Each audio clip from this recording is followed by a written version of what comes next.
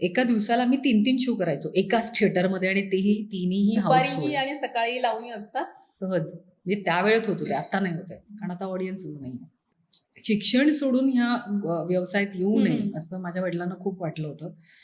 पण शेवटी डेस्टिनी डोकं फिरलं आहे. माझं गाणं 16,000 देखणीत प्रचंड गाजायचा. डीजे आणि काय म्हणतात रिमेक्स लावणीने खूप या लावणीवर जी पारंपरिक लावणी आहे आणि जी लोककलेतली लावणी आहे त्याला खूप परिणाम झालाय. बिग बॉसची म्हणजे मला 2 वर्ष फोन येत होते त्यांचे, पण मी नाहीच चाललं होतं माझं. पण तिसऱ्यांदा मी जेव्हा गेले ती घाई झाली माझी खूपच. लाडी गुडीनं तुम्ही फिरवता पाठीवरती हात, याचा बोभाट होईल उद्या, मला लवकर घराकड जाऊ द्या. आहो ओ सजना. नमस्कार, मी अपर्णा आणि मुंबई तरुण भारतमध्ये पुन्हा एकदा तुम्हा सर्वांचं खूप खूप स्वागत. सो आज माझ्यासोबत अशी अभिनेत्री आहे, म्हणजे तिला अभिनेत्री म्हणून जरी आपण ओळखत असलो तरी तिचं नाव घेतल्यावर सर्वात पहिल्यांदा आपल्या डोळ्यासमोर येते ती म्हणजे लावणी. आणि लावणी सम्राज्ञी आणि अभिनेत्री मेघा घाडगे आहे माझ्यासोबत. खूप खूप स्वागत. थँक्यू. पण सर्वात आधी कशा आहात? मस्त, छान आणि खूप सुंदर दिसताय तुम्ही ॲज अरे वा. युज्युअल. थँक्यू. सो मेघा, आम्ही तुम्हाला सिनेमात पाहतोय, लावणी तर तुमची फेमस आहेच. पण आज मला तुमच्याशी अनफिल्टर्ड गप्पा मारायच्या. तर पडद्याच्या मागे मेघा कशा असतात ते मला जाणून घ्यायचं, माझ्यासहित अनेक प्रेक्षकांना सुद्धा. सो मला जाणून घ्यायला आवडेल की मेघा, तुमचं बालपण कसं होतं आणि कसा हा सगळा प्रवास सुरू झाला? बालपण म्हणशील तर इतकं प्रत्येकाचं बालपण खूप छान असतं. कारण नंतर आपण जेव्हा वयात येत जातो तेव्हा आपल्याला कळतं की आपण कुठल्या गोष्टीतनं चाललोय, आपली फॅमिली किती स्ट्रगल करते आपल्याला वाढवण्यासाठी, आपल्याला पुढे जाऊन काय करायचंय हे नंतर आपल्याला कळतं. पण मेघा म्हणशील लहानपणीची तर अतिशय मस्तीखोर, प्रचंड डॅम्बिस, प्रचंड हट्टी. नाचणं आणि अभिनय हे माझं पहिलं प्रायोरिटीवर होतं. तर पहिलं नाचणं आलं की अभिनय आलं? अभिनय. कारण मी पहिलं एकांकिका स्पर्धेतनं काम केलं. आमच्या BMC क्वार्टर्सच्या महानगरपालिकेच्या ज्या एकांकिका स्पर्धा किंवा नाटक स्पर्धा होतात, परत लोकनृत्य स्पर्धा होतात, त्या स्पर्धेतनं मी घडलेली. BMC क्रॉफर्ड मार्केट या चाळीतली मुलगी मी, 10 बाय 10च्या खोलीत राहणारी, जिथे कलेचं वास्तव्य म्हणा, वास्तव असलेलं ती वास्तू कलेची म्हणा, अशा याच्यातनं मी घडले. बाबा माझे नाटकात काम करायचे आणि आजोबा माझे कव्वाली गायचे. सो ते बाळकडू घरातनच मिळालं होतं नाटकाचं? हो. मग जेव्हा लावणीकडे तुम्ही वळाला तर तेव्हा मग असं मध्यमवर्गीय कुटुंबात लावणीसाठी कधी विरोध झाला? प्रचंड विरोध. म्हणजे मी शिक्षण सोडून ह्या व्यवसायात येऊ नये असं माझ्या वडिलांना खूप वाटलं होतं. पण शेवटी डेस्टिनी आणि रक्तातच सगळं असल्यामुळे, DNA एक कलाकारांचा असल्यामुळे आम्हाला असं झालं की नाही होत आहे माझ्याने. आणि ते मी खूप थांबवण्याचा प्रयत्न केला होता की नाही, आता बाबा खूप रागवायचे या गोष्टीसाठी आणि ते खूप स्ट्रिक्ट होते त्या बाबतीत. म्हणजे हे कर, नाही म्हणत नाहीये, पण आधी अभ्यास कर. पण माझा कल नव्हता जास्त अभ्यासात, पण मी अभ्यासात हुशार होते. आता तुम्ही शिक्षणाचा उल्लेख केला, सो कोणत्या इयत्तेत लावणीला सुरुवात झाली आणि पहिली लावणी कोणती केली होती मग? कोणत्या इयत्तेत? मी जन्माला आले ते म्हणजे लहानपणापासूनच लहानपणापासूनच म्हणजे मी कुठेही जिथे साऊंडचा आवाज येईल, जिथे आमच्याकडे ढोल ताशा म्हणा, लग्न बारसं काहीही असू देत, मी तिथे जाऊन नाचायचे. एकदा तर म्हणजे आमचे गणपती आमच्या दुसऱ्या B ब्लॉकमध्ये 3ऱ्या मजल्यावर रोहिदास मित्र मंडळ, तिकडे अख्खा मजला आमचा, तिकडे गणपती, गौरी गणपती बसतात.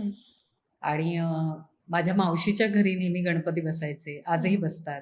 तिकडे गौरी गणपतीचा सणाला म्हणजे मी तिकडे कायम 8 दिवस तिकडे असायचे मावशीकडे. तिकडचे सगळं म्हणजे आम्ही मकर बनवण्यापासून ते पूजेची तयारी करण्यापासून आम्ही असायचो. आणि गौरी गणपतीला म्हणजे मी हायदोस घालायचे. खूप नाचायचे मी, प्रचंड नाचायचे. म्हणजे मी 4-4, 5-5 तास मी एकटी मुलगी नाचायचे. बापरे. आणि लोकं नुसती म्हणते की ही वेडी-बिडी झाली आहे बहुतेक. म्हणजे इतकं वेड होतं मला. पॅशन होतं. खूप खूप पॅशन. मग इंडस्ट्रीतला ब्रेक आणि मग इंडस्ट्रीत वळणं कसं झालं? पहिला ब्रेक कधी मिळाला? रंग उधळू चला हा माझा लावणीचा कार्यक्रम होता, जो ऑल ओव्हर महाराष्ट्र प्रचंड प्रसिद्ध होता. कारण एका लावणीमध्ये 60 ते 65 सॉरी एका कार्यक्रमात माझ्या 2 तासाच्या कार्यक्रमात 60 ते 65 लावण्या असायच्या. आणि ओह. तो इतका मोठा तामझाम होता. सगळ्या क्लासिकल सिंगर होत्या 4, 2 मेल सिंगर, परत सगळा ताफा माझा 40-45 लोकांचा ताफा होता त्या लावणीच्या कार्यक्रमात. आणि तो सगळा मी सांभाळायचे. अविनाश हांडेंनी त्याचं म्युझिक केलं होतं. संयोजन म्हणजे कसं असायला पाहिजे, त्याची मांडणी कशी, संकल्पना माझी होती. हे सगळं आम्ही करत होतो. आणि त्या दरम्यान नंतर मग मी 16,000 देखणीचे प्रयोग सुरू केले होते. नटरंगी नारमध्ये होते. सुरेखा पुणेकरांच्या 5 वर्ष त्यांच्यासोबत काम केलं. नंतर 16,000 देखणीत आले. 16,000 देखणीच्या दरम्यान उमेश जाधव जे आपले कोरिओग्राफर आहेत, सगळ्यांना माहिती आहेत, ते तिकडे आले होते आणि सुभाष नकाशे आले होते. आणि डोकं फिरलं हे माझं गाणं 16,000 देखणीत प्रचंड गाजायचं. म्हणजे माया जाधव त्यांचे मिस्टर शहाजी काळे ते गायचे. आणि नॉनस्टॉप म्हणजे आम्ही ठरवून वन्स मोर घ्यायचो की आज किती घ्यायचे, 5 की 8 की 4 किती, असे ठरवून आणि ते तेवढेच यायचे वन्स मोर. ते आमचं चॅलेंज होतं. आणि लोक खूप खूप अप्रिशिएट करायचे माझ्या लावणीला आणि त्या नृत्याला. आणि जेव्हा उमेश जाधवांनी पाहिलं, त्यांनी मला लगेच एका गाण्यासाठी ऑफर केली की तू करशील का सिनेमासाठी. पहिली माझी जी सुरुवात झाली ती आयटम सॉन्ग होतं त्याच्यामध्ये. आणि मी खूप कन्फ्यूज झाले, कारण कॅमेरा फेस कधीच केला नव्हता मी. म्हणजे तसा पर्सनली तसं दूरदर्शनवरती वगैरे काम करणं हे आम्हाला व्हायचंच, पण माझ्यासाठी खास ते गाणं होतं. आणि 16वं सरलं ज्वानीनं हिरलं वगैरे हे गाणं आधारस्तंभ नावाचं फिल्म होतं.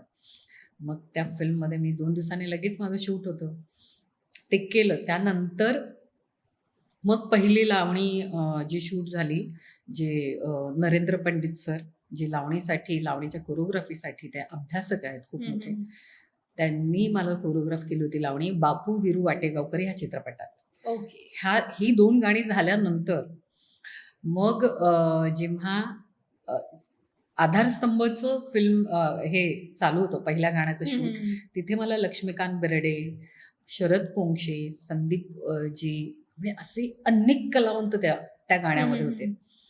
आणि जेव्हा मग लक्षमामाबरोबर माझं बोलणं सुरू झालं, तेव्हा ते सगळ्या माझ्या एकता ग्रुप जो आहे आमचा, आजही आहे, त्या एकता ग्रुपच्या सगळ्या कलाकारांना ओळखत होते. आणि प्रिया कुलकर्णी ही आमच्याकडे त्यावेळेला लावणी कलावंत होती, उत्कृष्ट लावणी डान्सर. आणि तिची आणि माझी खूप चांगली ओळख होती. मग तिचं नाव घेतलं मी. म्हटलं मी प्रियाताईकडे म्हटलं असते, प्रियाताई आणि आम्ही एकत्र असतो. तर ती म्हणाली तू प्रियाला ओळखते किंवा असं. म्हटलं हो. म्हटलं मग विजेंद्र चव्हाण, मग विलास साटविलकर, मग महेंद्र दिवेकर, अशी सगळ्यांची नाव आल्यावरती म्हणाली की अरे तू तर माझ्या ग्रुपमधलीच निघालीस. आणि छान आहे सगळं, छान करतेस. मग काही दिवसांनी लक्षमामाचा फोन आला. मला कुठून त्यांना नंबर मिळाला माहिती नाही. लक्षमामांचा फोन आला की मी लक्षमामा बोलतोय, तुला आता चित्रपटासाठी तू महेश कोठारेंना आत्ताच्या आत्ता फोन कर. मी प्रचंड हे झालेले की लक्षमामा मला का फोन फोन का करणार. आणि अगं तू फोन कर ना, मी सांगतोय ना तुला, मी लक्ष बोलतोय. म्हटलं प्लीज फोन ठेवा, मला बोलायचं नाही. म्हटलं मस्करी करू नका. नवीन कलाकाराला असं की लक्षाबाबा मला का फोन करतोय. हो. आणि मी अक्षरशः 2 वेळा फोन ठेवले त्यांचे. मी म्हटलं मस्करी करायची नाही माझ्याशी. म्हटलं कोणी करत असेल ठेवा फोन, असं करून ओरडली होती मी त्यांच्यावर. आणि तिसऱ्या फोनला ते म्हणाले तू आत्ता जर फोन ठेवलास तर याद राख. मी लक्षमामा बोलतोय, महेश कोठारेंना फोन कर, मी तुझं नाव सांगितलंय आणि अशाच चित्रपट आहे. म्हटलं अरे बापरे, म्हटलं खरंच म्हटलं लक्षमामाने फोन केला होता. मग नंबर लिहून घेतला. मग मी महेश कोठारेंना फोन केला. तर आणि तो जो माझ्यासाठी जी आजही प्रेक्षकांच्या लक्षात आहे. म्हणजे त्यांचा फोन झाल्यावर सुद्धा मला विश्वास बसत नव्हता की मी चालली आहे त्यांना भेटायला. त्यांनी ऍड्रेस वगैरे पाठवला, घरी गेले. दरवाजा उघडला क्षणी मला समोरच होते माझ्या. म्हटलं नाही, ये जादू आहे, काहीतरी चमत्कार घडलाय. आणि मग त्यांच्याशी मीटिंग झाली. मी कॉन्ट्रॅक्ट वगैरे काही नीट बघितलं, काही म्हटलं सही करायच्या म्हणजे सही करायच्या मला आता. आणि मग चित्रपटासाठी मला तो पछाडलेला माझा पहिला अभिनय आणि नृत्यासाठीचा पहिला चित्रपट. आणि गाजलेला सुद्धा हो म्हणता येईल. हो हो हो. सुरुवातीच्या काळात इंडस्ट्रीत एंट्री करणं सोपं होतं की अवघड होतं?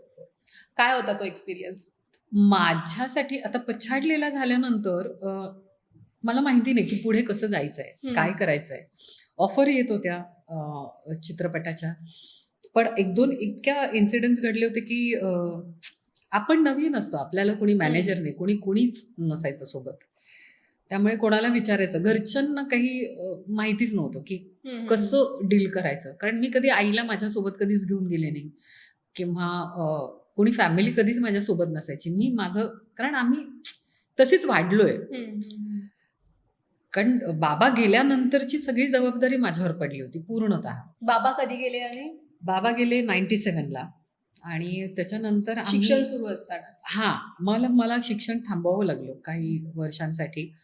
मी खूप प्रयत्न केला की करस्पॉन्डिंग करून मग सगळं करावं वगैरे, पण ते काही फार घडत नव्हतं काही. पण माझं वाचन खूप होतं. कारण मला जर इथे थांबायचं, मला जर या इंडस्ट्रीत राहायचं, तर माझं सगळ्या गोष्टींनी मला कळल्या पाहिजेत, मला माहिती असायला हव्यात. तर मग त्या दरम्यान खूप स्ट्रगल असताना असे अनेक फोन यायचे की चित्रपटासाठी फोन केलाय, भेटायला या, असं तसं. कोण आता त्यावेळेला कुठे माहिती होतं की हे फोन नंबर कोण देतंय, कशासाठी देतंय, आणि ते खरे आहेत की खोटे खरे आहेत की खोटे आहेत. बरं, हे एक्सपिरियन्स करून झाले मी या गोष्टी. समोरनं डायरेक्टली ऑफर केले गेले मला की माहिती आहे ना, या इंडस्ट्रीत टिकायचं असेल तर तुम्हाला कॉम्प्रोमाइजेस करावे लागतात वगैरे वगैरे. मला एकतर ह्या गोष्टी सुरुवातीच्या काळात डील करणं एक स्त्री म्हणून किती कठीण गेलं? प्रचंड नाही, सोपं नाहीये हे. तुम्हाला जेव्हा माहिती नसतं या इंडस्ट्रीबद्दल, काय कसं बोलायचं समोरच्या माणसाशी, जेव्हा कोणी मैत्रिणी नसतात आजूबाजूला हे सांगण्यासाठी किंवा इंडस्ट्रीमधल्या, तर पहिलाच प्रश्न होता की मी विचारू कोणाला. कोणी गायडन्स नाही अजिबातच. मी म्हटलं आपल्यालाच स्वतःला डील करावं लागणार आहे. पण एक जण असे भेटले होते की अरे खूप गोष्टी घडतात अशा, अगं असं होतं वगैरे. मी म्हटलं होतं म्हणजे, पण मला नाही करायचंय ना ते. एक्झॅक्टली. हे तुम्ही नका सांगू मला, कारण ह्या गोष्टी मी कधीच ऐकून नव्हते. मला कधीच असा एक्सपिरियन्स आला नाही या गोष्टींचा. आणि मग त्याला मी स्वतःहून पुढाकार घेऊन मला ते करावं लागलं की नाही, मला नाही मिळाले कामं तरी चालतील, पण माझी इच्छा असली पाहिजे या गोष्टीसाठी, पहिली गोष्ट. कारण मी अशीही व्यक्ती बघितली आहे जी माझ्या ग्रुपमध्ये होती एक मुलगी, आणि ती छान होती, फार छान दिसायची, छान नृत्य करायची. तर तेव्हा ती मला भेटायला आली होती जेव्हा माझं पछाडलेला रिलीज झालं होतं की ताई मला चित्रपटासाठी बोलवलंय आणि ते मला भेटतायत.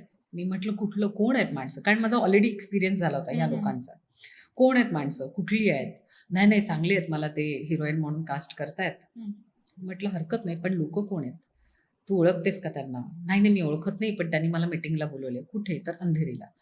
मी म्हटलंय बघ, खूप गोष्टी मी पण ह्याच्यातनं गेलीये. पहिलं तू कोणाला तरी सोबत घेऊन जा आणि मग मीटिंग कर, एकटी जाऊ नकोस. कारण माझ्यासारखेच सगळे असतील असं नाही. तर जेव्हा ती त्यांना भेटून आली, तिला हेही म्हटलं की मी येते सोबत, पाहिजे तर आपण बघूयात कोण आहेत ती माणसं, काय आहेत. आणि ती वयाने लहान होती मुलगी, फार तशी 19 वगैरे वर्षांची असेल ती. आणि ती म्हणाली नाही ताई, मी करेन व्यवस्थित, नाही मला, मी हुशार आहे तेवढी वगैरे. ठीक आहे, पण काय अडचण लागली तर कळव म्हटलं मला. पण जेव्हा ती तिकडे गेली आणि जाऊन आली, तर मी म्हटलं काय झालंय, काय मिळाली का फिल्म, कसे होते लोक, कोण होती, काय नावं होती? तो म्हणलं नाही ताई, ते मला म्हणाले की कॉम्प्रोमाइज करायला लागेल, आणि तिनेही मला सेम गोष्ट सांगितली. म्हटलं मग तू काय म्हणालीस, 2 कानाखाली लावलीस की नाही त्यांच्या? नाही ताई, मला असं वाटतंय की इंडस्ट्रीत राहायचं असेल तर मला करावं लागेल. बापरे. आणि मी शॉक. मी म्हटलं तू घरी सांगितलंयस, घरी माहिती आहे का तू काय ह्या गोष्टी काय आहेत त्या? म्हणाली नाही ते, पण माझा निर्णय आहे ना. मी शांत बसले. मी काहीच बोलू शकले नाही. म्हटलं, "हे बघ, तू खूप लहान आहेस बाळा या गोष्टींसाठी." हम्म. कारण मी करून झाले एक चित्रपट. मी थोडीशी त्या एरियामध्ये, त्या कलाकारांमध्ये वावरतीये. हम्म. अशा गोष्टी नसतात. हे फ्रॉड लोकं असतात काही माणसं, हम्म. ज्यांना माहिती असतात, की ह्या मुलींना कसं फसवायचंय. हम्म. तुला चित्रपट दिला जरी, ते पुढे जाऊन काय? ही इंडस्ट्रीतले लोकं आहेत का? की बाहेरची लोकं आहेत? की कोणी उगाच टाईमपास करतंय? ते तुझ्याकडनं पैसे काढतील पण. हम्म. मग ती होकार दिला, की "हो ताई, माझ्याकडनं पैसे मागितले." म्हणजे सिनेमाही देणार आणि पैसेही घेणार. पैसेही घेणार. मी म्हटलं, "चुकीच्या माणसांना भेटलीस. तू प्लीज असं करू नकोस." म्हटलं, "चांगल्या लोकांना जाऊन भेट." मी आता ज्या लोकांना भेटली, की जी लोकं मला माहिती आहेत, तू जा त्यांना भेट जाऊन, तुला कामं करायची असतील तर. तर तिचा शेवटी निर्णय होता. मी हम्म. फक्त मार्ग दाखवू शकले. मी अनुभवलंय त्या गोष्टी तिला सांगू शकले. हम्म. पुढे जाऊन तिने काही चित्रपट नाहीच केला तिने, पण ते अनुभव तिला आला या गोष्टीचा, हम्म. की ताई असं-असं. म्हटलं, पैसे-बिसे देऊन नाही अशी कामं मिळत बाळा. ते फ्रॉड लोकं असतील. जर तुझ्या टॅलेंटवर आणि तुझ्या कॅपॅसिटीवर जर ते कामं देत असतील, तर खूप चांगली गोष्ट आहे. आणि स्क्रिप्ट काय, काय नाही. नंतर कळलं, की ती सिगारेटची फिल्म होती. हे जर मी तिला सांगितलं नसतं, तर ती कधीच करून मोकळी झाली असती. म्हणजे आपल्याला पण माहिती आहे ना, हम्म. तेही तिच्यावर घर होतं. तर कुठेतरी अशा वाईट मार्गाला जाण्यापेक्षा आपण 2 शब्द चांगल्या गोष्टी सांगितल्या, त्याचं मला जास्त हे वाटलं, की नशीब ते माझ्यापर्यंत पोहोचलं होतं. सुरेखा पुणेकरांच्या ग्रुपमध्ये कशी एंट्री झाली आणि त्यांनी कसं निवडलं तुम्हाला? बापरे! सुरेखाताई 16,000 देखणीच्या दरम्यानच. हं. जेव्हा 16,000 देखणीला सुरेखाताई करत होत्या, हं. तेव्हा आम्ही होतो नाचायला तिथे. मग मी काहीतरी बरेच शो केले 16,000 देखणीचे. हं. आणि मग त्या दरम्यान सुरेखाताईंनी मला अ, सांगितलं, की "अगं, माझे नटरंगी नार नावाचा कार्यक्रम हं. असतो. तर तू येशील का तिकडे कार्यक्रमासाठी?" मी म्हटलं, "अरे बापरे!" तर म्हटलं, "कुठे असतात?" म्हणे, "नाही, पुण्याला असतो माझा. सगळे दौरे असतात." हं. म्हटलं, "दौरे किती दिवसांचे?" ती म्हणाली, "बघ, महिन्यातनं माझे 35 ते 40 शो असतात." तर मी बापरे! म्हणजे जेवढे दिवस नाही तेवढे शोज असतात. म्हटलं, "काय?" म्हटलं, "बरं. कधी यायचंय?" "ये ना." "मग रिहर्सल?" "कसली रिहर्सल?" "चल तू." आणि जेव्हा मी तिकडे पुण्यात गेले, कारण हं. माझ्यासाठी सगळं नवीन होतं तिकडे. हं. सगळ्या मुली, त्या ग्रुपला मॅनेज होणं, त्यांच्याशी एकरूप होणं. एका ग्रुपमध्ये साधारण किती मुली असतात? आम्ही तरी 15 हां, 10-15 तरी मुली असतात. पण ते हं. ग्रुप फिक्स होता त्यांचा. हं. आणि खूप म्हणजे मला गेल्यावर ते मुंबईतलं जे लावणीचा ग्रुप आणि तिकडच्या लावणीचा ग्रुप याच्यात मला जमीन आसमानाचा फरक दिसला. लावण्या त्याच, हं. परफॉर्मन्स तेच, पण ते जे प्रेझेंटेशन होतं किंवा ते जे शो करण्याची पद्धत हं. होती. हं. एका दिवसाला मी 3-3 शो करायचो एकाच थिएटरमध्ये आणि तेही तिन्हीही दुपारीही हाऊसफुल. आणि सकाळी लावणी असतात? सहज. म्हणजे त्यावेळेत होत होते, आता नाही होत आहे. कारण आता ऑडियन्सच नाही आहे. तो हाऊसफुल शो आम्ही प्रत्येक शो हाऊसफुल घेतलेला आहे. प्रत्येक शो. म्हणजे लोकं वेडी झालेली पाहिलेत मी लावणीसाठी आणि तिकीटाला झुंबड उडालेली हं. पाहिली आम्ही.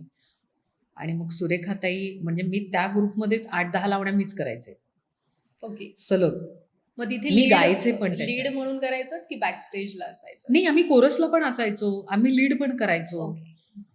जसं आता काय रिक्वायरमेंट येते, की बाबा कोणी तयार नाही तर चला बाबा मी लावणी केली. चला ग्रुपला ओके. इथे हं. हं. नाचलो. तर असं काही नव्हतं, की मी करणार नाही वगैरे. जसं हं. आत्ता मुली करतात. एक जरी त्यांना लीड मिळाला हं. लावणीसाठी, की त्यांना असं वाटतं, की आम्ही लावणी सम्राज्ञी झालो. म्हणजे कोरसमधल्या मुलीला जर हं. आपण एखादा चान्स दिला, चला बाबा ही छान नाचते, उत्तम करते. एक आपण लीडसाठी तिला घ्यावं. हं. हं. असं मी बऱ्याच मुलींना केलेलं आहे. आणि त्या अशा, की "ताई तू मला लीड देतेस." म्हटलं, "हां, नाचतेस, छान नाचते. पाय तयार आहेस तू." आणि मग जेव्हा त्यांना लीड दिलं गेलं, त्याच्यानंतर त्या कोरस करणंच बंद झाल्या. म्हटलं, "आमच्याकडे आम्ही नव्हतो असं करत कधीच." म्हणजे मालिकेत जर एखाद्या अभिनेत्रीला लीड रोल मिळाला, तर आता मी साईड रोल करणार नाही त्या पद्धतीने. हां, म्हणजे ते पटकन हवा जाणं म्हणतात त्याला. हं. तुम्ही एक तर मूळ विसरू नका, तुम्ही कुठून आलात. हं. आजही आम्ही सुरेखाताईंना म्हटलं, "सुरेखाताई तुम्ही करा नटरंगी नार परत एकदा." हं. म्हणजे आहे त्यांचा शो चालू. पण ह्या सगळ्या जुन्या मुलींना घेऊन आम्हाला घेऊन करा. हं. आम्ही नाचतो तुमच्या मागे. कारण आम्हाला आम्हाला हौस आहे. आम्ही कितीही मोठ्या झालो तरी हम्म. तुमच्यासाठी नाही, कारण तुमच्याकडनं घडलेलो होतं आम्ही ते नाही विसरणार कधीच. मग गावागावात जाऊन तुम्ही शोज केलेत आणि हे शोज फक्त गावातच महाराष्ट्रात असतात की महाराष्ट्राच्या बाहेर सुद्धा? महाराष्ट्राच्या बाहेर अख्ख्या खेड्यापाड्यात. अगं आम्ही जिथे, तर मला ते गावाचं नाव कसं आठवत नाहीये, अशा ठिकाणी गेलोय जिथे आदल्या दिवशी दरोडा पडला होता बापरे. डाकूंचा. आणि आम्ही गेलो तिकडे आणि त्यांनी आल्यावर सांगितलं ना की बाबा येऊ शकतात हा इथे डाकू. आणि शोज शो. नेमके रात्री असतात. रात्रीचे. कालच म्हणे दरोडा, आणि त्यांना काही वाटत नव्हतं आम्हाला सांगायला. म्हटलं ताई आपण कुठे आलोय? म्हणे, "अहो, नाही बा, सांभाळून राहा, सांभाळून राहा." असं सगळं आम्ही जिथे जाऊ तिथे ग्रुपने जात होतो. जिथे जाऊ तिथे मुलांना घेऊन जात होतो की आमच्या सोबत राहा. कोणी उचलून घेऊन गेलं तर काय करणार? नाच धंदो वगैरे केलं तर काय करायचं आम्ही? असं सगळं. पण असे खूप एक्सपिरियन्स आले आम्हाला. पण आम्हाला कळलं की त्यावेळेला ज्या दिवशी आम्हाला त्या खेड्यात आमचा शो होता, त्या दिवशी डाकू येऊन बसलेले तिकडे लावणे बघायला. सो हे सुद्धा एक्सपिरियन्सेस आलेले आहेत. प्रचंड. पण त्यांनी काही केलं नाही, ते गेले बिचारे लावणी बघून. बरं, जसे सिनेमात असे वाईट अनुभव येतात, तसे लावणीमध्ये काय प्रकार असतो? आणि लावणीमध्ये सुद्धा असं कास्टिंग काउच किंवा असा काही प्रकार असतो? नाही, नाही, नाही. इथे काही नाहीये.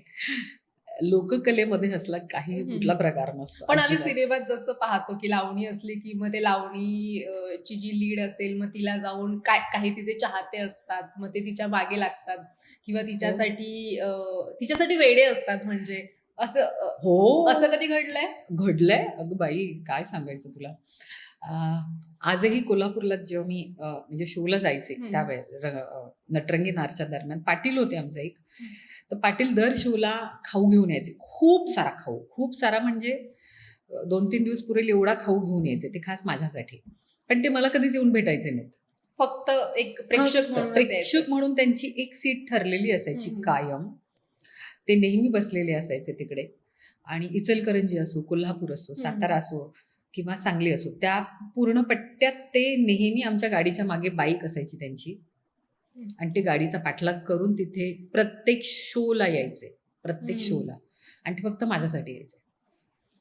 असे अनेक जण होतो. मला तर एकदा आमच्याच ग्रुपची माझ्या ओळखीतली माणसं होती काही. ओळखीतल्यांपैकी एक जण होतं असं, की ज्यांनी धमकीचा लेटर लिहितो. धमकी लिहिली होती पूर्ण ह्याच्यावर, की कारण खूप प्रसिद्धी मिळत होती त्या दरम्यान. लोक नावाने ओळखायला लागलेली, मेघा घाडगे म्हणून.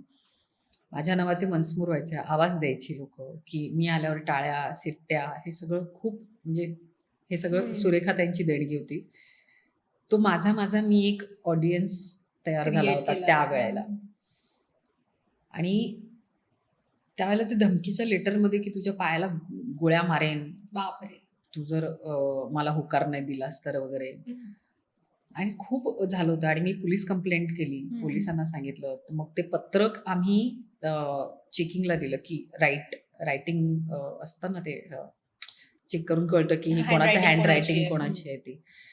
आणि नंतर मी म्हटलं हे कोणतरी जवळचंच दिसतंय मला. म्हटलं हे असणार माझ्या कोणतरी ह्याच्यातनं, कारण जो माणूस माझ्याशी सतत बोलत होता तर त्यांनी ज्यांनी लिहिलं त्यांनीच मला आणून दिलं होतं पत्र, की हे मला इथे सापडलं वगैरे, माझ्या हातात देऊन गेलं कोणतरी की मेघाला द्या.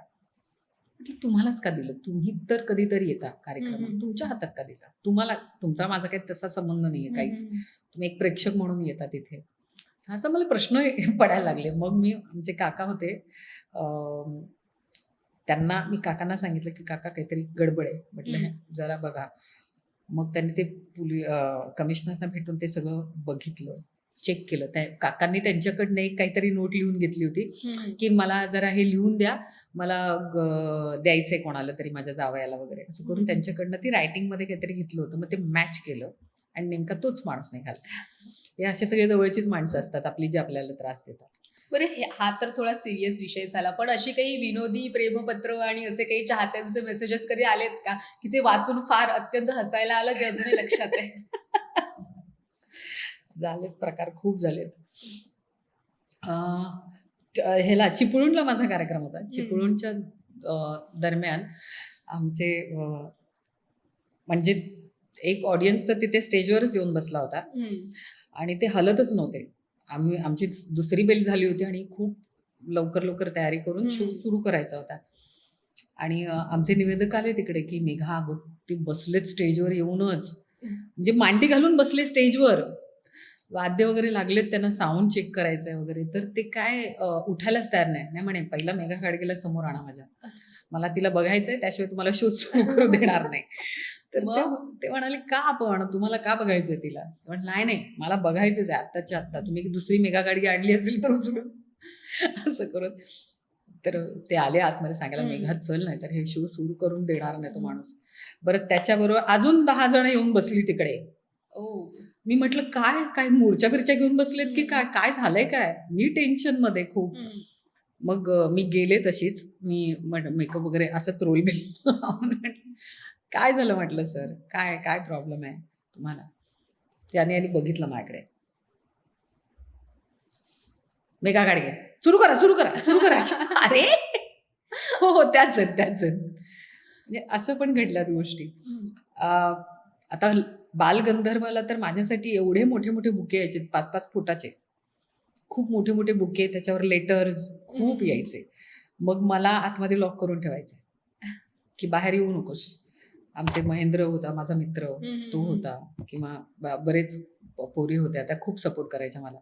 मेघा नाहीये, गेली जा असं करत बिचारे वाट बघत बसायचे. बरं, लावणीविषयी आपण बोलतोय. अलीकडच्या काळात लावणीचं स्वरूप हे सगळं बदललंय, म्हणजे आता कलाकारांनाही तो मान सन्मान सगळं दिलं जातं. पण पूर्वीच्या काळी असं होतं की लावणी कलाकारांकडे स्पेशली गावांमध्ये फार तुच्छतेने पाहिलं जायचं. बायका तर फार प्रचंड हेट करायच्या, जे सिनेमातून सुद्धा आपण पाहिलंय. सो आता तो दृष्टिकोन कसा बदललाय आणि बायका सुद्धा लावणीला येतात का? हो, म्हणजे काय, प्रचंड प्रमाणात, पुरुषांपेक्षा जास्त प्रचंड प्रमाणात स्त्रिया येतात आमच्याकडे. एकतर सुरुवातीलाच जेव्हा सुरेखाताईंनी नटरंगी नार आम्ही करत होतो, त्यावेळेला पहिले शो जे लागायचे ते म्हणजे स्त्रियांसाठी, स्पेशल महिलांसाठी आम्हाला लावणीचे शो करायला लागले. म्हणजे ही सुरुवात तिथनं झाली. आणि तेव्हापासून तो ऑडियन्स जो आजही स्त्रिया जास्त लावणीप्रेमी आहेत आणि ते खूप एन्जॉय करतात प्रचंड, आणि त्यांना खूप आवडतं लावणी बघायला, त्यांना नाचायला. सो पूर्वीचा जो दृष्टिकोन होता तो आता पूर्णपणेच बदललाय असं म्हणता येईल. बदललाय म्हटल्यावर, कारण डीजे आणि काय म्हणतात रिमेक्स लावणीने खूप या लावणीवर, जी पारंपरिक लावणी आहे आणि जी लोककलेतली लावणी आहे, त्याला खूप परिणाम झाला त्याच्यावर. आपण ज्या चित्रपटात बघतो लावण्या, त्याचं स्वरूप इतकं लिबर्टी घेऊन लावण्या आपण सादर करतो, किंवा त्या गोष्टीला घेऊन लावणी कोरिओग्राफ केली जाते. तर त्यामुळे जो खरा ऑडियन्स आहे, ज्यांना लावणी, आता कुठे आपण जातो बघायला, आता पूर्वीच्या काळात तर लावणीशिवाय चित्रपटच पूर्ण व्हायचा नाही कधीच, पण आताही तसंच आहे. आजही लावणी असतेच प्रत्येक चित्रपटात म्हणा, किंवा एक चित्रपट सोडला की दुसऱ्या चित्रपटात लावणी आहेच. पण ते कितपत लोकांना द्यायचंय, त्या लावणीचं स्वरूप तुम्ही कितपत बदलायला हवं, यालाही थोडंसं लिमिटेशन असले पाहिजेत. कारण तुम्हाला बघून पुढची पिढी घडतीये, त्यांना वाटतं ओके हेच आहे लावणी. आज लावणीचा रॅप झाला, लावणीचा बॅली डान्स झाला, म्हणजे त्याला इतकं तोडलं गेलं, लोकांना असं वाटायला लागलं की हेच आहे लावणी. आज लहान मुली सुद्धा इतक्या म्हणजे एकतर 5-6 वर्षांच्या मुली सुद्धा असे एक्सप्रेशन्स देतात की आम्हाला पण नाही देता येत ते. आणि एक असं पाहायला मिळतं की मागच्या काही काळात लावणीतली नऊवारी गायब होऊन त्याच्यामध्ये वेगळे ड्रेसेस आलेत. इथे आल्यात, पदर इकडे आलेत, डायरेक्ट अर्धे ड्रेस पण पूर्णपणे चेंज झालाय, की तिथे घागराही आलाय, तिथे अजून काहीतरी भलतंच आलंय. खूप वाईट आहे ते, खूप वाईट आहे. कारण आपणच एकतर प्रेक्षकच आहे यावर आळा घालणारा. सादरी करणारी ती काय, तिला लोक ऍप्रिशिएट करतात, त्या गोष्टीमुळे तिला अजून 10 शो मिळतात, तिचे अजून पैसे मिळतात, तर ती अजून कपडे कमी करेल. लोकांना काय बघायचंय हे लोकांनी ठरवलं पाहिजे. की तुम्ही जेव्हा मुलं बाळ तुमच्या आया बहिणी घेऊन जाता त्या कार्यक्रमाला, बघता तुम्ही ते, तेव्हा तुम्हाला ते थांबवता आलं पाहिजे ना, की जर उद्या माझी मुलगी इथे दिसली तर कशी वाटेल.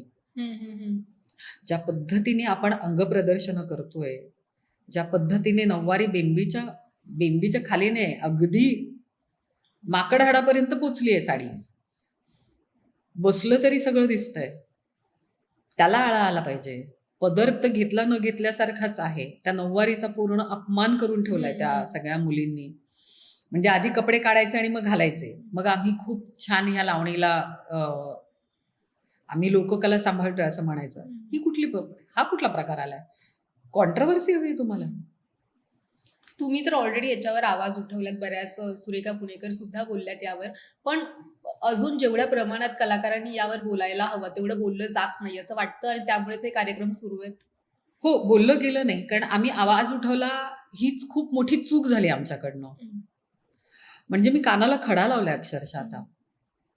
म्हणजे ज्या गोष्टीसाठी आम्ही न व्हायला पाहिजे, ज्या गोष्टी थांबवण्यासाठी प्रयत्न केला, त्या गोष्टीला लोकांनी अजून बघायला प्रयत्न केला. म्हणजे negative publicity is good publicity असं झालं ते. आणि हा आम्हाला प्रकार माहिती नव्हता. म्हणजे आवाज उठवणं चुकीचं आहे असं वाटायला लागलंय. आता करू देत काय लोकांना करायचंय ते. तुम्हीच या गोष्टीला कंटाळाल एके दिवशी. कदाचित उद्याच. सांगता येत नाही कधी थांबेल. पण थांबणार एवढं नक्की. कारण लोकांना आता कंटाळा आलाय या गोष्टींचा बघायला. कारण इतकं दिसायला लागलंय ते, की आता माझ्या समोरच्या गोष्टी आम्हाला कंटाळा आलाय हो हे बघायला, हिला बघायला, हिला बघायला, हिला बघायला. खूप कंटाळा येतो आता. आणि लोकांचे तेच कमेंट केलं यायला लागलेत जातंय त्यावर. की त्यात नाविन्यपूर्ण पण काही गोष्टी नाहीयेत. काहीच तेच राहिलेलं एकच नाहीये. शो प्रत्येक ठिकाणी कॉपी पेस्ट केला जातोय. करेक्ट. म्हणजे आता त्यांच्यामध्येच कॉम्पिटिशन झालंय, की तू कमी साडी नेसतेस, की मी जास्त पदर खाली घेते याच्यात कॉम्पिटिशन चालू आहे. म्हणजे हे कॉम्पिटिशन आहे तुमचं? इथे एकेकाळी लावणी पायात किती तयार होईल किंवा माझ्यापेक्षा नृत्य किती पटीने मला अजून तयार व्हायला पाहिजे याचं कॉम्पिटिशन असायचं. की तू जर हा तोडा केलास तर मी हा तोडा करीन. मला जर तराना हा करायचा तर मी हा नाचेन. याच्यामध्ये कॉम्पिटिशन होतो. ढोलकी वादकांची आमची जुगलबंदी असायची. आता जुगलबंदी वेगळीच होतीये. आज कपडे किती काढणार याच्यावर जुगलबंदी होतीये. आणि गाऊन जी लावणी केली जायची ती तर म्हणजे अगदीच नामशेष झाली असं म्हणता येईल. कुठेही नामशेष नाही झालीये. कला कधीच नामशेष होत नाही. माझा पूर्ण विश्वास आहे. आजही मी ज्या नाटकात आता करतीये, जे तुम्ही पण बघितलं असेल. आत्ताही आम्ही जेवढे शासनाने भरवलेले लावणी महोत्सव आहेत किंवा इतर कार्यक्रम आता जे सगळेच तसे नाही आहेत ना. ते कार्यक्रम बघण्यासाठी, त्या लावण्या बघण्यासाठी आजही ऑडियन्स तितकाच तरसलेला पाहिलाय आम्ही, जो येतोय. आजही थिएटरमध्ये येतोय तो कलाकार बघण्यासाठी, की नाही मेघाताई आहे, आम्हाला लावणी, प्युअर लावणी बघायला मिळणार. चला ही कलावंत आहे, आम्हाला प्युअर लावणी पाहायला मिळणार. याच्यासाठी ऑडियन्स येतोय की. पण तो जो आम्हाला तरुण ऑडियन्स जो आहे, जो वेगळ्या वळणाला गेलाय आज, तो येईल. तो येईल याची मला पूर्ण खात्री आहे.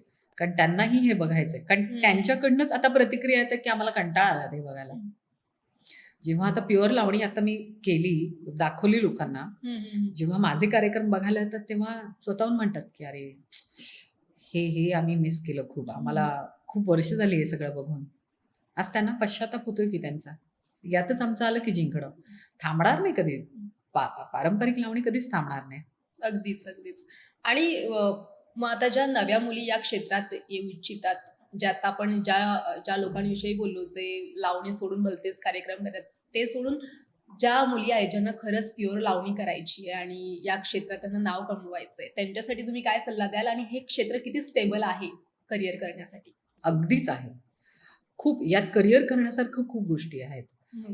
कारण आता त्याचे शिबिरं होतात. लावणींची शिबिरं होतात. खूप मोठे मोठे कलावंत घेतात आणि त्याच्यातनं जेव्हा आम्हाला शिबिरातनं मुली मिळतात ना, कारण ते खूप उत्सुक असतात हे सगळं करायला. तर त्या नवीन मुलींना खरंच चान्स मिळायला पाहिजे. आता माझ्या नाटकात सुद्धा मी ऑडिशन्स घेतल्या. ऑडिशन्समधनं मला जवळजवळ हिरे सापडलेत. ओके. म्हणजे त्या कलाकारांची भूक बघितलीये मी, की आम्हाला एक फक्त चान्स द्या ताई. आम्हाला हे करायचंय. ही भूक बघितली. पैशांचा इश्यू नाही. म्हणजे तुम्ही नाही दिलेत तरी चालेल असे शब्द आहेत त्यांचे. म्हणजे कलेसाठी आत्ताच्या पिढीतल्या मुली मी पाहिल्यात, की ज्यांना फक्त ह्या कलेसाठी जगायचंय. आणि म्हणजे आत्ता जरी तुम्हाला त्या वेगळ्या मुली दिसत असतील तरी हम्म. आत्ता ज्या युनिव्हर्सिटीमधनं ज्या शिकता आहेत मुली त्या खूप उत्तम आहेत, खूप उत्तम आहेत. स्टेबिलिटी आहे या करिअरमध्ये. केली तर खूप आहे. फक्त वळणाचं पाणी लागू देऊ नका एवढंच म्हणेन मी. जे चाललंय त्याच्यामध्ये वाहत जाऊ नका. ज्या बाहेरच्या गोष्टी आता ज्या पद्धतीने चालल्या, पैसे कमवणं मी समजू शकते. घर चालवणं काय असतं, कारण मी पण त्या गोष्टीतनं गेली आहे. पण मी ह्या गोष्टी नाही केल्या. मला माहिती आहे मला मार्ग इथे पण जो खूप खडतर होता माझा मार्ग, पण मी तो निवडला जास्त. मला थोडा वेळ गेला यायला इथपर्यंत, पण मी पोहोचले. मार्ग आहे ना. तुम्हाला हा जो मार्ग आहे, शॉर्टकटवाला मार्ग आहे, तो तुमचा फार काळ नाही टिकणार आहे. तिथे कधी ना कधी बंधनं येणार आहेत. तिथे कधी ना कधी ते मग ते संपणार क्षेत्र आहे. कोणतंही असो, शॉर्टकटने आपण कुठेच नाही पोहोचू नाही शकत. नाही पोहोचू शकत तुम्ही. आता आजही जो ओपनवाला ऑडियन्स आहे, कारण मीही करते की दहंड्या केल्यात मी पण. तिथेही मी बघितलंय की मी जेव्हा पूर्ण नऊवारीत असताना पण लोकांनी अप्रिशिएट केलेत की लावण्या. असे अनेक कलावंत आहेत जे आजही पूर्ण कपडे घालून, पूर्ण कपडे म्हटलं सॉरी चुकलं माझं, पूर्ण नऊवारी नेसून छान पद्धतीने तयार होऊन आंबाडा वगैरे घालून परफॉर्म करतात. ते केस मोकळे सोडून, बेली डान्सचे पट्टे लावून असे नाही नाचत. म्हणजे पदर घातला न घातल्यासारखं नाहीये ते. सगळ्या पूर्ण कपड्यांमध्ये सुद्धा आज दहीहंडी लोक म्हणजे अप्रिशिएट करतात त्या लावणीला, वन्स मोर देतात त्या लावणीला. हाही आहे की दहीहंडीचा ऑडियन्स. तुम्ही का देताय ह्या गोष्टी? एक लावणी झाली की दुसरी मुलगी येते घागरा चोलीवर अगदी शॉर्ट कपडे घालून. हा अपमान केल्यासारखा वाटतो मला. नक्कीच. आपण का महाराष्ट्राचं असं बिहार करून ठेवलंय? प्रत्येकाच्या कमेंटमधनं गोष्ट येतात. प्रत्येक खूप जेव्हा जेव्हा ह्या गोष्टी सोशल मीडियावर ज्यांचे व्हिडिओ जात आहेत, काय जातात, खाली येतच की कमेंट किती येतात. महाराष्ट्राचा बिहार करून ठेवलाय तुम्ही लोकांनी. पण असं होतं वगैरे. की जे कमेंट्स करणारे असतात तेच त्यांचे व्ह्युअर्स सुद्धा आहेत. हो. त्यामुळे कदाचित ते अजून पण इतकं कमकुवत झालंय का आपलं हे सगळं सोशल मीडिया? इतकी हतबल झालोय का आपण? का पण तुम्हाला या गोष्टींची गरज का पडते? नाही व्हायला पाहिजे ना. नक्कीच. सो मी पुन्हा एकदा सिनेमा आणि मालिका यांच्याकडे येईल. बिग बॉसमध्ये तुम्हाला मी पाहिलं. सो बिग बॉसची एंट्री कशी झाली आणि त्यावेळी प्रचंड चर्चेत होतात तुम्ही. बापरे, फार वाईट चर्चेत होते मी. बिग बॉसची म्हणजे मला 2 वर्ष फोन येत होते त्यांचे, पण मी नाहीच चाललं होतं माझं. पण तिसऱ्यांदा मी जेव्हा गेले ती घाई झाली माझी खूपच. म्हणजे खूपच घाई झाली माझी की नाही जरा थांबायला हवं मला.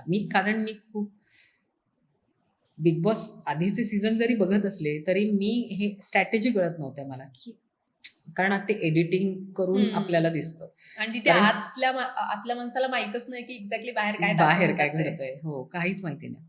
बरं, हा शेवटी रियालिटी शो आहे. त्यांना लोकांनी बघण्यासाठी त्यांना ते एडिटिंग करावं लागतं की तुम्हाला त्यांचं ठरलेलं आहे की ओके ह्या गोष्टी एवढ्याच दाखवायच्यात आम्हाला बाहेर, कारण त्यांना चॅनल चालवायचं. त्यांची चूकच नाहीये त्या बाबतीत. जसं आपण सिरियल बघतो तसंच आहे हे. तर जेव्हा मी आत गेले त्यानंतर जी काही लोक भेटली अशी की बाबा अरे बापरे, म्हटलं हे आत वेगळं बाहेर वेगळं, हे खूप कठीण आहे म्हटलं मला. वेगवेगळ्या हेडलाईन्स आणि खूप वेगळं चित्र पाहायला मिळालं. खूप म्हणजे माझी तर 50% बाजू चांगली बाजू दाखवलीच नव्हती त्यांनी. म्हटलं अरे मला का विलन केलं तुम्ही लोकांनी. असं झालं. माणसं कळली कशी असतात किंवा अगदी अनुभव कसा होता तो? नाही खूप छान होता अनुभव माझा. माणसं कळली म्हणजे माणसं वाचली मी जवळजवळ, जे मला इतक्या वर्षात कधी कळलं नाही. कारण 24 तास तुम्ही एका व्यक्तीबरोबर राहता आणि इतके दिवस, तेव्हा तुम्हाला त्यांचे खरं रूप दिसायला लागतं, खऱ्या गोष्टी कळायला लागतात, स्वभाव कळायला लागतात. आणि मला कळलं की अरे मेघा, मी पॉलिटिक्स नाही करू शकत वागण्यात, मला नाही जमत ते. मी आहे तशीच आहे. मी आता जर बोलते तर मी हो बोलते, मी बोलून मोकळी झाले. मी विचारपूर्वक आता मनात येते, मी बाहेर येणं गरजेचं आहे ना तुमचं. मी आत तशी म्हणजे तुमच्या समोर वेगळी आणि दुसऱ्यांसमोर वेगळी अशी नाहीच आहे. मी स्वच्छ आहे. त्या मग घरात तिकडे कोणाशी जास्त मैत्री झाली जी अजूनही टिकून आहे, म्हणजे अजूनही टच मध्ये आहात? नाही, आत्ता कोणी टचमध्ये नाहीये. ते तेवढ्यापुरतं असतं ते सगळं. हम्म, काही दिवस आल्या बाहेर नंतर जेव्हा बिग बॉस संपतं, हम्म, तुमचं जेव्हा अबॉर्ड फंक्शन होतं, त्याच्यानंतर काही कोण कोणाला भेटत नाहीत. भेटले तर एखाद दुसरी जोडी बनते, हम्म, जी आयुष्यभरासाठी तुम्ही बघितली असेल. हम्म, तर पण मैत्री नाही कोणाशी झाली फार. हम्म, अपूर्व अशी खूप छान होती मैत्री. पण तीही नंतर सीरियलमध्ये बिझी झाली. आम्ही बऱ्याचदा भेटलो, बोलणं व्हायचं, खूप गोष्टी घडल्या. पण नंतर ती तिच्या कामामध्ये बिझी झाली. मी माझ्या कामामध्ये बिझी झाले. पण काहीही असलं तरी एकमेकांना किंवा बाई ये माझं नाटक बघायला. हम्म, तू हा एपिसोड बघ प्लीज. तू हे बघ प्लीज. तर आम्ही Instagramवरती एकमेकांच्या मेसेज बॉक्समध्ये आहोत आम्ही, की हाय कशी आहेस? हे काम होतं वगैरे असं होतं. पण पर्सनली कोणाला जाऊन भेटलोय किंवा पर्सनली आत्ता नाही होत आहे, कारण सगळेच बिझी आहेत आता. पण कॉन्टॅक्टमध्ये आहोत तसे. बरं, इंडस्ट्री म्हटलं की रिजेक्शन, रिप्लेसमेंट हे आलंच, हे होतच सगळ्यांसोबत. बरोबर. सो एखादं फार जिवारी लागलंय असं काही रिजेक्शन आहे, किंवा रिजेक्शन कडे तुम्ही कसं पाहता? म्हणजे प्रश्न पडतो मला, की ज्या गोष्टीमध्ये मी आहे किंवा लावणी क्षेत्रात जेव्हा माझं नाव जातं पुढे, की लावणीसाठी मेघाला बोलवायचंय किंवा ते आता कसं आहे, इंडस्ट्री आपली खूप छोटी आहे तशी, त्या म्हणायला गेलं तरी. लगेच दुसऱ्या दिवशी गोष्ट कळते आपल्याला, की अगं असं-असं झालं होतं, तसं झालं. आपल्याकडे गॉसिप म्हणजे आपल्याकडे खूप टॅलेंट आहे वेगाने गॉसिपचं. पसरतात. खूप खूप पटकन पसरतं. आणि म्हणजे जेव्हा माझ्यापर्यंत येतात काही गोष्टी आल्या होत्या, की "अरे, तुला येईल हा फोन, तुझं नाव आलं होतं" वगैरे. आणि नंतर कळतं, की अरे, जिला नाही आलं पुढे, की मला असं वाटतं, की मग का नाही? मी का नव्हते तिकडे? की जर तुम्हाला माहिती आहे मी लावणी करते किंवा आहे त्या क्षेत्रामध्ये, तर माझ्या नावावर ही लावणी गेली असती तर काय झालं असतं? मला पण आवडलंच, की मी हे अजून छान केलं असतं. प्रत्येकालाच वाटतं, की हे माझ्याकडे आलं असतं तर मी अजून छान केलं असतं. पण जिथे मला अपेक्षित होतं तिथे मला नाही बोलावलं गेलं. का माहिती नाही. कारण अजून एक गोष्टी आहे. मी मी जे अ, खूप ऑब्झर्व्ह करते या गोष्टी, की तुमची पर्सनल लाईफ असते ना, लोकं खूप कामामध्ये मिक्स करतात. प्रचंड. बरं ते घडतं माझ्या माझ्या आयुष्यात घडलंय. मी फाईट करते. तिथे तुम्ही कुठेच नाही आहात. तुम्हाला माहितीच नाहीये. बरं ती गोष्ट तुमच्यापर्यंत फक्त अर्धीच पोहोचते. पूर्ण पोहोचतच नाही. कारण तुम्ही कोणाच्या तरी ऐकून बोलले गेलेले असतात. तर मग त्याचा परिणाम तुमच्या कामावर कसा होऊ शकतो? तुम्ही दुसरी बाजू ऐकलीत का? नाही. तुम्हाला ऐकण्याची पण तुमच्यात ताकद नाहीये, की बाबा नाही, ही गोष्ट कदाचित खोटी पण असू शकते. त्या गोष्टीचा परिणाम माझ्या आयुष्यात काय घडतंय किंवा मी कसं जगतेय, मी कोणाबरोबर राहतेय, मी कुठे जातेय, मी काय खाते, पिते, कोणाबरोबर भांडण झालंय, कोणाबरोबर मैत्री झाली आहे, हे माझं पर्सनल आयुष्य आहे. त्या पर्सनल आयुष्यामध्ये इंडस्ट्रीचा काहीच संबंध नाहीये किंवा इंडस्ट्रीतल्या लोकांचा काही सो संबंध काम नाहीये. मिळण्यावर सुद्धा याचा हो, परिणाम होतो होतो. की. तुम्ही आता जर 4 टेबलावर 4 माणसं बसली आहेत. जर माझं आणि तुझं काहीतरी बोलणं झालं असेल किंवा तू काहीतरी ऐकलं असेल, तर तुम्ही गॉसिप म्हणून चला काहीतरी विषय काढायचा म्हणून, "अरे, ऐकलंस का तू तिचं काही? माहितीये का काय घडलं ते?" मग लोकांना एकतर त्यातल्या एक जणांना किंवा माहिती नसतं आपण कोण आहोत आणि त्याच्याविषयी तुम्ही तिथे चर्चा करता. कळलं? आणि मग चारही जणांचं मत एक होतं, "हां, अच्छा ती अशी आहे होय, असं आहे का?" असं म्हणजे तुम्ही तिचं आयुष्य ठरवून मोकळे होता, की ओके, हां, हिचं करिअर असंच आहे. हिचं करिअर आपल्याला असं बनवायचं आहे. तुम्ही त्या लोकांवर विश्वास ठेवता, ज्या गोष्टी त्यांना अर्धवट पण माहिती नसतात, ज्यांना विषय काढायचा आहे म्हणून तुमच्याशी बोलायला जातात. म्हणजे ह्या लोकांवर मला कीव येते कधी-कधी. मग जेव्हा अशा अशा गोष्टींची डील करणं किती कठीण जातं? खूप कठीण जातं. अरे, मी लोकं बदलताना बघितलेत समोरची माणसं. मला कळलं, की बाबा अच्छा काल तू त्या व्यक्तीबरोबर होतास. ओके. मग त्याने ते कान भरलेले असतात कोणीतरी. जे काही खरंच नसतं. त्यातलं काहीच खरं नसतं.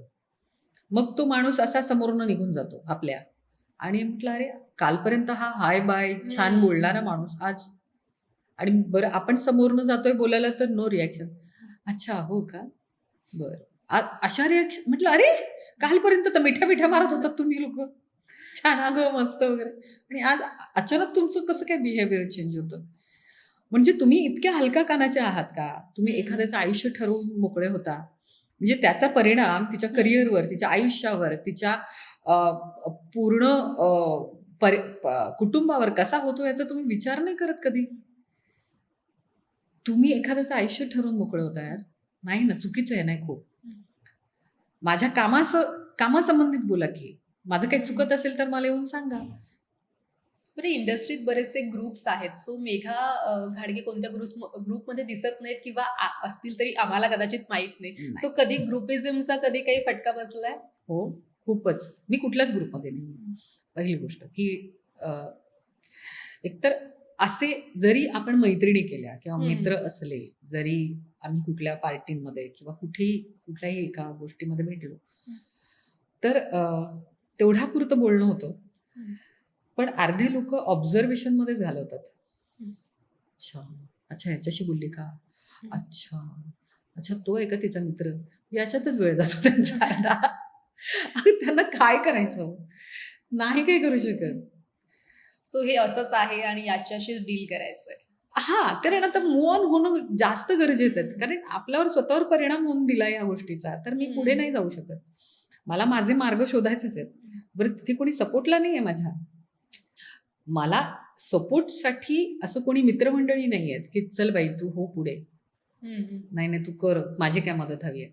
असे एखाद दुसरे आहेत, सिद्धार्थ जाधव आहे, ज्याच्याशी चांगली मैत्री, भाऊ आहे तो माझा, की काही गोष्ट झाली तर मी त्याच्याशी बोलते, कधी-कधी विचारते. त्याला वेळ असेल की तो फोन करतो, की "ताई काय करतेयस?" म्हटलं, "अरे असं-असं आहे." "नाही, नाही ताई चांगलं आहे, छान आहे, कर." अशी लोकं आहेत. पण आम्ही काही भेटत नाही रोज. त्याच्यासाठी काही रोज फोन कॉल्स नसतात. अशी काही एखाद दुसरी भरत आहे, भरत जाधव आहे. परत कोणाकोणाची नावं घेऊ? मी जितू जोशीशी बोलते कधीतरी, की बाबा अशी गोष्ट आहे, तुला काय वाटतंय? त्याच्या कामाला ॲप्रिशिएट करते. आपल्याला जे चांगले सजेशन देतात, आपल्या कामाच्या चुका दाखवणारी काही माणसं असतील, त्यांच्याशी बोलायला मला जास्त आवडतं. जे आपल्याला कोणी जज करत नाहीत. माझ्या कामाला कोणी जज करत नाही, मला कोणी जज करत नाही. माझं आयुष्य असू दे बाजूला. कोणाचंही. ते मिक्स करत नाहीत कधीच. तुला काय? अच्छा ही गोष्ट आहे. ओके. मग ह्या गोष्टी आम्ही त्या गोष्टीवरच बोलतो फक्त. की मला असं वाटतंय की असं काय मी जरा कन्फ्यूज आहे. सांग मला काय करायला हवं. असे सांगणारे मित्र पाहिजेत. बरं, प्रत्येकाच्या आयुष्यात चढ उतार हे होतच असतात. मग प्रत्येकाचा काहीतरी एक मंत्र असतो स्वतःला सतत मोटिवेट ठेवण्याचा. मेघा घाडगे यांचा असा काय मंत्र आहे जो आयुष्यातले सगळे चढ उतार आणि सगळे टेन्शन्स सगळे सांभाळून स्वतःला मोटिवेट करणं? अरे मी स्वतःवर प्रचंड प्रेम करते. मी आधी नव्हते करत. पण जेव्हा मला कळायला लागलं की आपण जेवढं स्वतःला हेट करतो ना, दुसऱ्यांचं ऐकून, मग चिडचिड करतो, मग राग करतो स्वतःचा आणि तो राग दुसऱ्यांवर काढतो. ते पहिलं थांबवलं पाहिजे. मला ह्या गोष्टी खूप उशिरा कळल्या, पण कळल्या. की हो बाई, की तू जर स्टेबल असशील इथनं, तरच तू पुढे काम करू शकशील. आणि स्वतःला मोटिवेट करणं म्हणजे काय असतं? एक तुमचा मेडिटेशन गोष्ट असते. आता मला रोज नाही मेडिटेशन करायला मिळत, पण जेव्हा मी शांत बसते, जेव्हा मला काम नसतं किंवा मला जेव्हा वाटतं की मला आत्ता शांत राहून मला हा पुढचा मार्ग ह्या गोष्टी लाईन अप आहेत, ह्या मला शांत डोक्याने घ्यायच्या आहेत, मग तिथे मला शांत राहावं लागतं. मी आता जसं आत्ता हे तुम्हाला व्हिडिओमध्ये दिसायला लागले की आपण आरशात बघून बोलतो, आपल्याला स्वतःला मोटिवेट करतो किंवा डेस्टिनी ऐकते आपण जे म्हणतो ते. तर ही गोष्ट मी लहानपणापासून आमच्या वडिलांनी आम्हाला शिकवली आहे.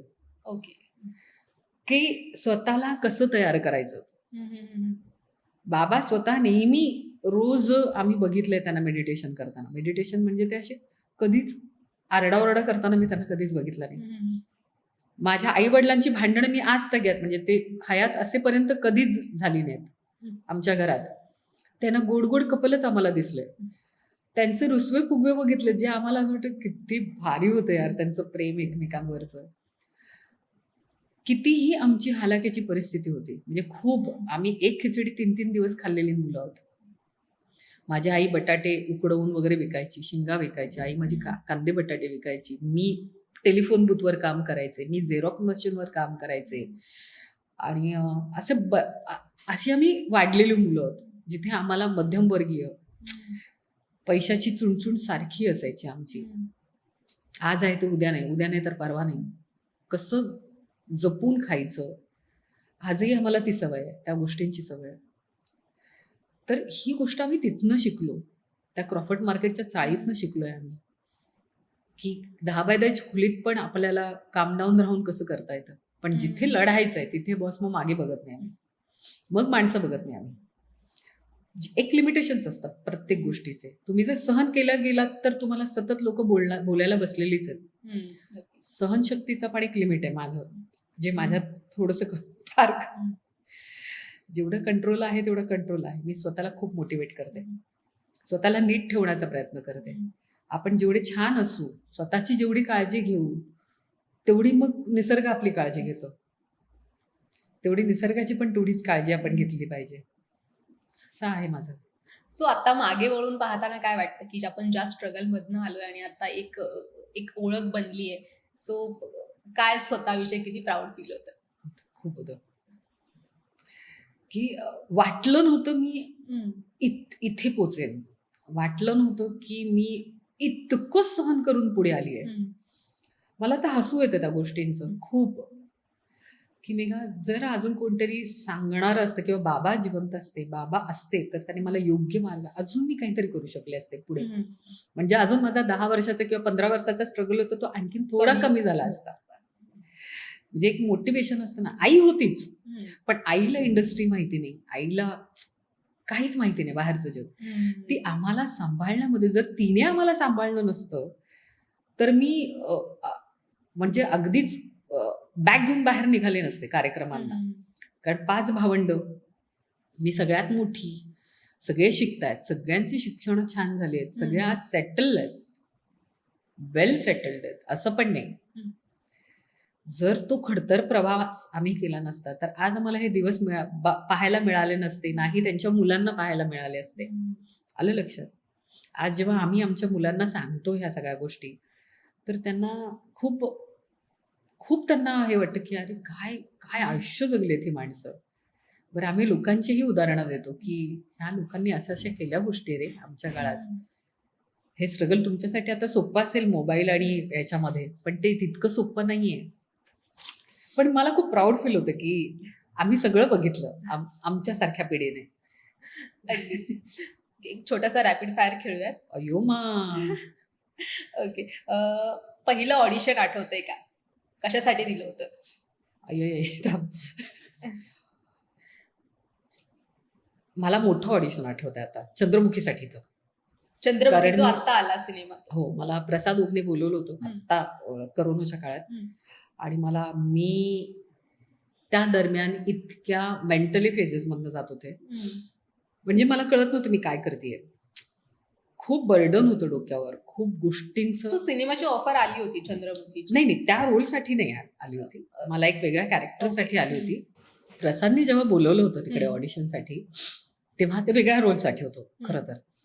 पण मी इतक्या वेगळ्या फेजेस मधनं चाललेले ना, मी स्टेबल नव्हते, अजिबात नव्हते. करोनाच्या काळातल्या गोष्टी सांगते मी. त्याने जेव्हा स्क्रिप्ट दिलं ना, मला सगळी अक्षरं उलटी दिसत होती. मला वाचता येत नव्हतं ते. मी म्हटलं अरे हे काय घडतंय माझ्याबरोबर, आणि मला त्याला उत्तर देता येत नव्हतं.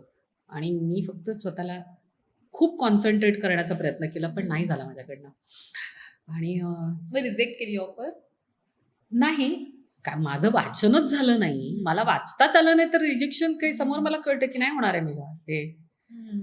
मला खूप कंट्रोलची गरज होती, मला खूप शांततेची गरज होती.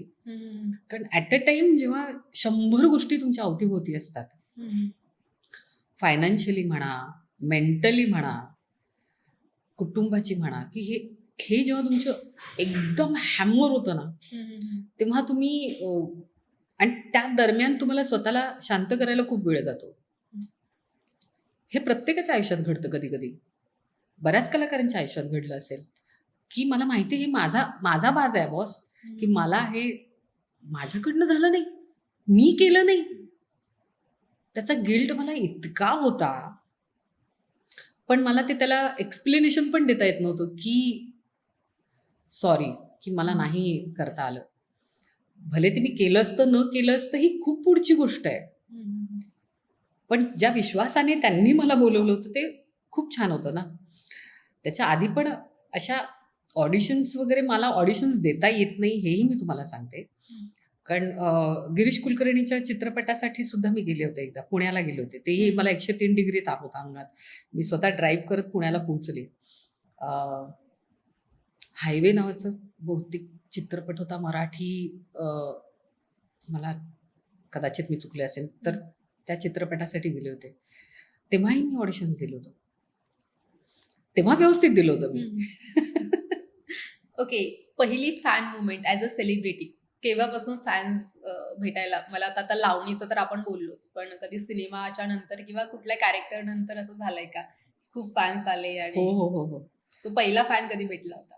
पहिला फॅन असं मी नाही सांगता येणार. कारण आजही लोकं आज पछाडलेला खूप वर्ष झाली असली तरी तो एव्हरग्रीन चित्रपट आहे. हो. आय आज एम ऑल्सो वन कधीही ऑफ लागला. देम. येस, कारण ते इतकं लोकांना आवडतं.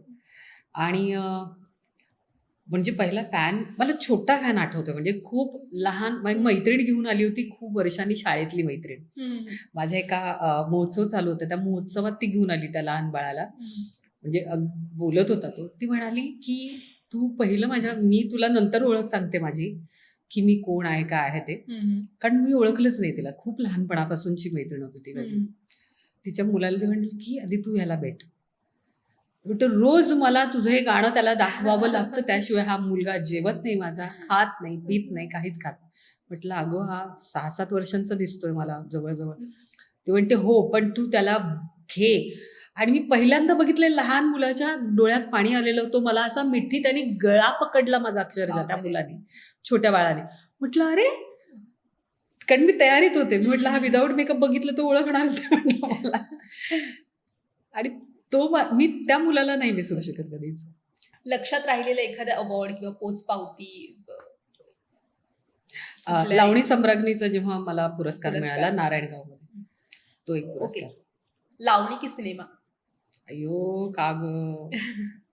लावणी. ओके. स्वतःविषयी ऐकलेलं एखादं अतरंगी रुमर, अफवा, अगं खूप आहेत गं. काय-काय सांगायचं? एखादं अतरंगी असेल जे खूप चिडते ही. असं असं जे काय आहे, कारण माझं बोलणंच तसं आहे. लोकांना कारण मी प्रेमाने जरी बोललं तरी वाटतं लोकांना मी खूप रागाने बोलते. माझा अप्रोचच तसा आहे बोलण्याचा. मी काय करू त्याला? ओके. सो मेघा घाडगे पटकन चिडतात असं बोललं जातं. आत्ता जरी मी अशी नॉर्मली जरी बोललं तरी वाटतं लोकांना, की "अरे का चिडतेस?" अगं मी नाही चिडत आहे. मी नाही चिडलीये. ओके. असा एखादा ड्रीम रोल जो करायचा आहे, जो अजूनपर्यंत मिळाला नाही. मला ना पिंजरा पार्ट 2 करायचा आहे. ओके. सो प्रोड्युसर्स ऐकत असतील तर नक्की पिंजरा 2 ची तयारी करायला घ्या. नाही मीच लिहिणार आहे बहुतेक. लोकं मारतील मला धरून. पण मला प्रचंड इच्छा आहे, की ते जे संध्या दीदींनी जे केलंय काम आणि तसा चित्रपटाचा पार्ट 2 कोणी केला, तर तर करायला मला आवडेल. आवडेल. ओके. स्वतःविषयी वाचलेली एखादी भन्नाट बातमी. अय्यो!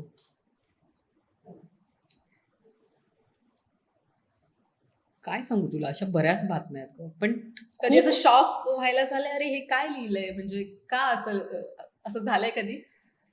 नाही, नाही. बिग बॉसच्या वेळेसच झालं होतं मला, की अरे लोकांना का नाही माहिती हे का नाही मी बोलते तरी, की अरे शिव्या दिल्या गेल्या तिकडे आई-बहिणीवरनं. त्याच्यावरनं मी रिएक्ट झाले. म्हणजे मी ऐकून घ्यायच्या का शिव्या? तुमच्या चॅनलला असं चालतं का? अशावर मी रिएक्ट झाले होते आणि खूप असे विचित्र कमेंट्स होत्या त्याच्यावर. म्हटलं जाऊ दे आता ह्या गोष्टी आपण जेवढे क्लेरिफिकेशन देऊ, तेवढी लोकं अजून प्रश्न क्रिएट करतील. तर त्यावेळेला होतं तसं. पण ते चुकीच्या होत्या रिएक्शन्स. ओके. शेवटचा रॅपिड फायर मधला प्रश्न. अ, लावणी सम्राज्ञी किंवा अभिनेत्री नसतात तर काय असतात आज? मी पोलीस इन्स्पेक्टर असते. व्हायचं होतं मी लहानपणापासून. मी सीबीआय ऑफिसर असते, नाहीतर असं काहीतरी असते मी नक्कीच. कारण मी सिव्हिल डिफेन्स केलं होतं. ओके. सिव्हिल डिफेन्स नंतर मला पोलीस ह्याच्यासाठी ट्रेनिंगसाठी मला आलं होतं आणि मी गेले नाही तिकडे. मला जाता आलं नाही. नाहीतर मी आरजे असते इथे दूरदर्शनला जेव्हा रेडिओला. ओके. सो खूप छान आणि खूप सुंदर तुम्ही उत्तरं दिलीत. मला हे अजून अजून किस्से ऐकावेसे वाटतात, अजून छान. पण आपला इंटरव्ह्यू आहे त्यामुळे आपल्याला थांबावं लागतंय. जी. So thank you so much आणि तुम्ही आलात आणि खूप छान अनुभव सांगितले. Thank you so much. Thank you Aparna. Thank you तुम्हा सर्वांचे. ऍक्च्युली मला एक लावण्याचं थोडंसं 2 ओळी ऐकायला आवडते. ती भैरवी आहे एक छान, हं, हं. जे मी सुरेखाताईंची नेहमी, कारण नेहमी मी त्यांची ऐकायचे तेव्हा मला डोळ्यात पाणीच यायचं. सगळे व्यंग्येत उभे असायचो आम्ही. असेल कोठे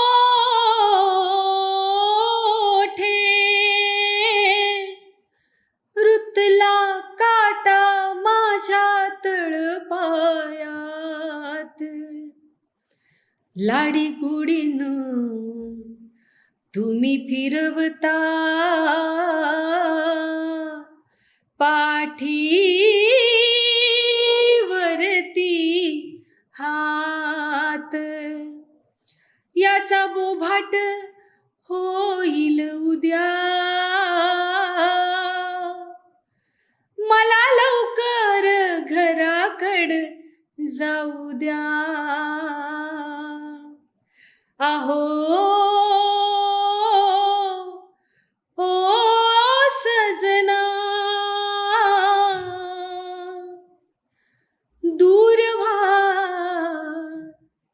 दूरवाना जाऊ द्या, सोडा जाऊ द्या सजना, दूरवाना जाऊ द्या, सोडा जाऊ द्या.